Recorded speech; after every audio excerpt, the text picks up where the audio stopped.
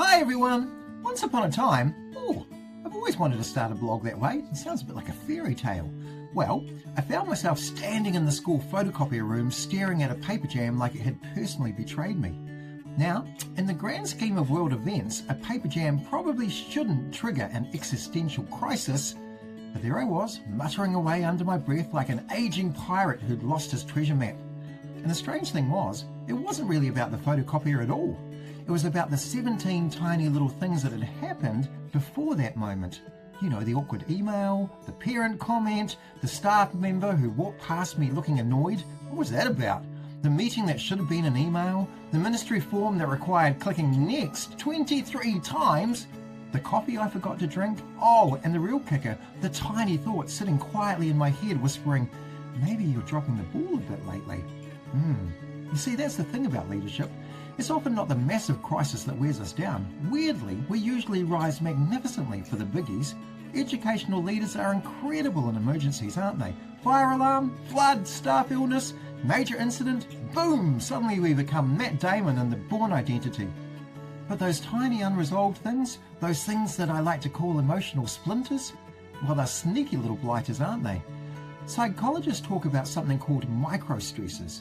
Research from Harvard's Rob Cross suggests that small, repeated emotional drains can cumulatively affect well-being more than isolated large stressful events.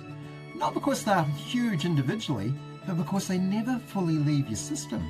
They linger, like sand in your socks, or that year 8 student called Neville who keeps tapping the desk with a ruler during assembly.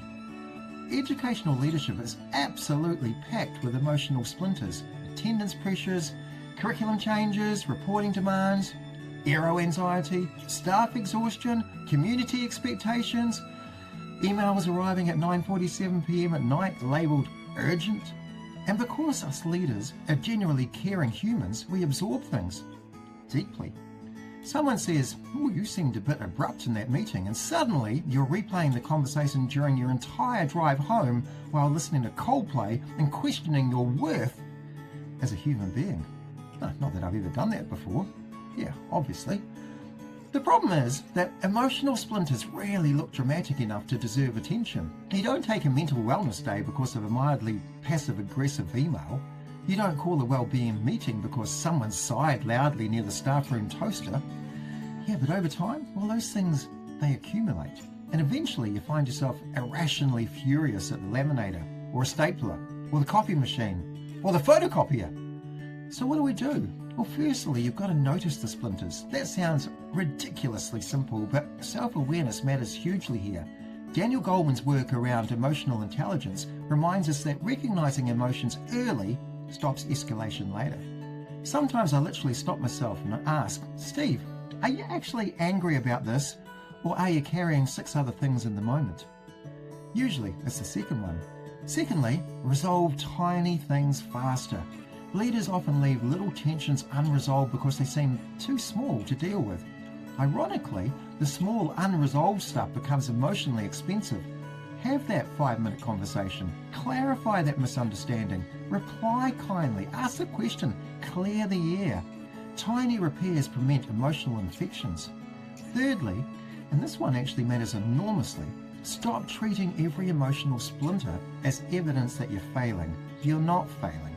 You're human in a role that requires enormous emotional output, so, go easy on yourself. Honestly, sometimes the healthiest leadership strategy is ridiculously practical. Go and drink some water, go outside, talk to someone funny, pat the dog, listen to music loudly in the car park before going home. And Daisy, my Cocker Spaniel, remains one of the wisest creatures I know. She can experience enormous disappointment, like someone eating a raspberry jam sandwich without sharing, and yet recover emotionally within about 14 seconds.